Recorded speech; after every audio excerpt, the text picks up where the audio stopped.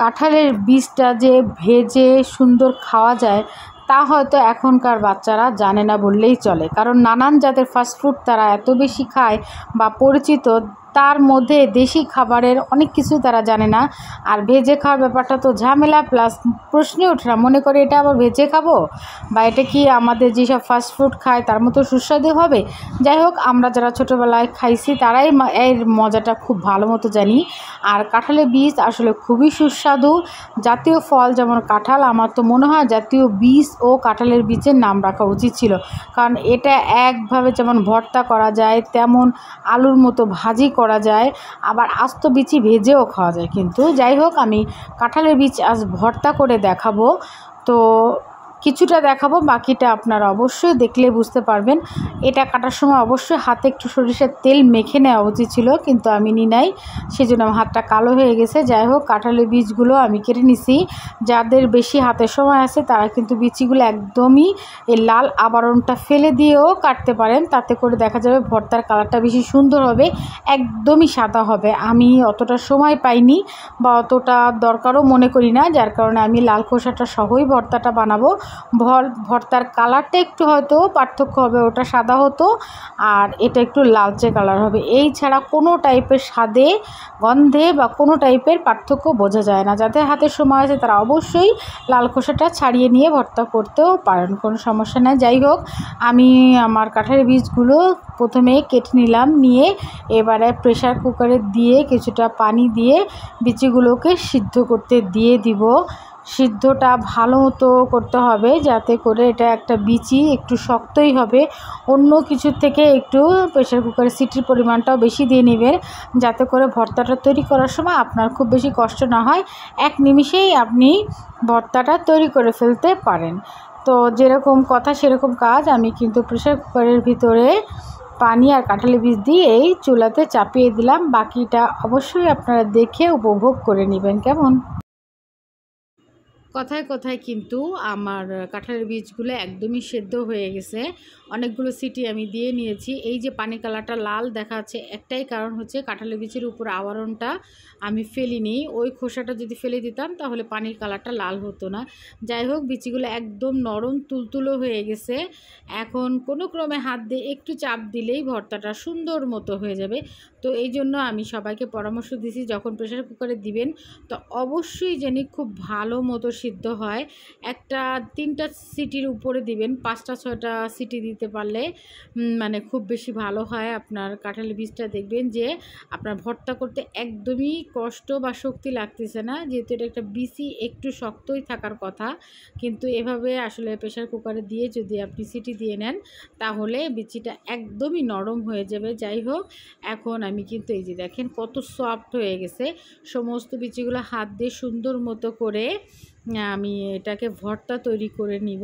তারপরে যে অংশগুলো আছে সেটা অবশ্যই আপনারা সুন্দর করে দেখে বুঝে নেবেন। কেমন? আমি প্রত্যেকবারই একই কথা বলতেছি আর বারবারই মনে হচ্ছে যে না, আমি আসলে একটু দেখাই বা একটু বলে দিই।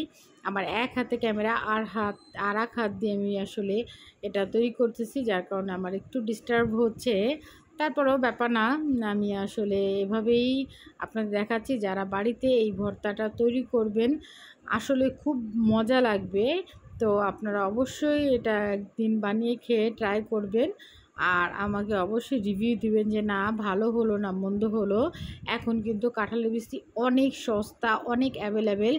কাঁঠাল তো আমি গ্রামে গেছিলাম, দেখলাম যে ভরপুর কাঁঠাল হয়েছে সব জেলাতে। তো কিছুদিন পরে বাজারে দেখা যাবে যে কাঁঠালের এই বিচিগুলো 80 টাকা, 100 টাকা, এরও বেশি হতে পারে কেজি দরে বিক্রি হচ্ছে। তো এটা প্রচণ্ড পুষ্টিকর এবং সুস্বাদু। যাদের ভালো লাগবে তারা এনে অবশ্যই তৈরি করে খেয়ে খাবেন বা আমাকে জানাবেন যে আসলে কেমন লাগে। আলুর ভর্তা একরকম মজা, আর কাঁঠালের বিচির ভর্তা কিন্তু সত্যিই আর এক রকম মজা আছে। যারা খাননি এ যাবৎ তারা অবশ্যই খাবেন এবং খেয়ে আমাকে রিভিউ দিবেন। কেমন? এতক্ষণ তো অনেক কথা হলো বললাম, কিন্তু আসলে এই ভর্তার মূল রহস্য কিন্তু এখানেই, এই বেরেস্তাতে। আপনি সর্ষের তেল অথবা সয়াবিন তেল, দুটো তেলেই করতে পারবেন। অবশ্যই তেলের পরিমাণটা একটা বাড়তি হবে বা একটু বেশি দিবেন। আর বেরেস্তার যে সেন্টটা আছে, আমি যে প্রথমে ভর্তাটা তৈরি করে রাখলাম ওটার সঙ্গে যে শুকনো মরিচ টেলে নিছি আর যে পেঁয়াজের বেরেস্তা দিয়ে ওই যে ভর্তাটা আমি তৈরি করে রাখছিলাম প্রেশার কুকার থেকে নামায়, ওইটা সুন্দর মতো করে এখন আপনি এর সঙ্গে মরিচ দিয়ে আর এই বেরেস্তা পেঁয়াজ দিয়ে সুন্দর মতো করে কাঁঠালের বিচিগুলো হাতে কচলে ভর্তাটা তৈরি করে নিতে পারেন। তাহলে দেখা যাবে যে এই যে কাঁঠালের বিচির গন্ধ তো থাকবেই না, আর তাছাড়া পেঁয়াজের বেরেস্তা আর যে তেলের পরিমাণ যে বেশি ছিল, এত সুন্দর একটা সেন্ট হবে যা আপনারা চিন্তাই করতে পারবেন না যে কাঁঠালের বীজ দিয়ে এত অসাধারণ একটা ভর্তা তৈরি করা যায় বা এইটার স্বাদ যে এত অসাধারণ হয় তা আসলে একবার তৈরি করে নিজে না খেলে সেটা উপলব্ধিও করা যাবে না। সেজন্য বলছি যে সিজনাল জিনিস অবশ্যই অ্যাভেলেবেল পাওয়া যাচ্ছে, প্রত্যেকে ট্রাই করবেন যে এই জিনিসটা দিয়ে এরকম সুস্বাদু একটা ভর্তা তৈরি করে খাওয়া। কারণ বর্তমানে আলুর দামও অনেক বেশি, আর আলু ভর্তা তো আমরা সবাই খেতে খেতে অভ্যস্ত হয়ে গেছি। তো সেই জায়গা থেকে এই অসাধারণ একটা ভর্তা বা সিজনাল একটা জিনিস পাওয়া যাচ্ছে এখন, তার একটা ভর্তা তৈরি করে না খেলে কিন্তু আসলেই মানে আমাদের স্বাদটা অসম্পূর্ণ থেকে যাবে, খাওয়াটা পরিপূর্ণ হবে না। তো অবশ্যই অন্যান্য ভর্তার সঙ্গে আমাদের দেওয়া বা অনলাইনে আপনারা কাঁঠালের বিচি ভর্তার অনেক রেসিপি পাবেন, যার যেটাই ফলো করেন একটা ফলো করে যারা কখনোই খাননি তারা অবশ্যই তৈরি করে খাবেন। আমার এক হাতে মোবাইল আর এক হাতে ভিডিও করতেছি, এর আগে একবার বলছি, তো একটু সমস্যা হচ্ছে, তারপরেও দেখেন কালারটা কত সুন্দর হয়েছে পেঁয়াজের বেরেস্তাটা দেওয়ার পরে। আর বেরেস্তাটা দিলে আসলেই সুন্দর হয়ে যায় ভর্তা, মানে বোঝাই যায় না যে এটা আসলে কাঁঠালের বিচি দিয়ে আমরা একটা ভর্তা করছি বা কাঁঠালের আঠি দিয়ে একটা ভর্তা বানাইছি। যাই হোক, এবার আমার ভর্তা প্রায় শেষের দিকে চলে আসছে, মাখানো প্রায় শেষ, তো শেষের দিকে চলে আসলাম। এখন আপনারা কে কে খাবেন চলে আসেন। এই যে আমার ভর্তা কমপ্লিট, অনেকটা করেছি, কোনো সমস্যা হবে না। যার যার মন চায় এখান থেকে এসে খেয়ে রিভিউ দিতে পারেন, অথবা চাইলে আপনি আপনার নিজ বাসাতে তৈরি করে খেয়ে আমাকে জানাতে পারেন যে না আপামনি আপনি যে একটা পরামর্শ দিয়েছিলেন সেটা অনেক কাজে লাগছে, আমরা ভর্তাটা তৈরি করে খেয়েছি, বেশ মজা পেয়েছি। আল্লাহর কাছে শুক্রিয়া। তো আপনারা ভিডিও দেখার জন্য অনেক অনেক ধন্যবাদ। তো এখন আমি এখানেই আজকের মতো সমাপ্ত করছি আমার ভর্তার রেসিপি।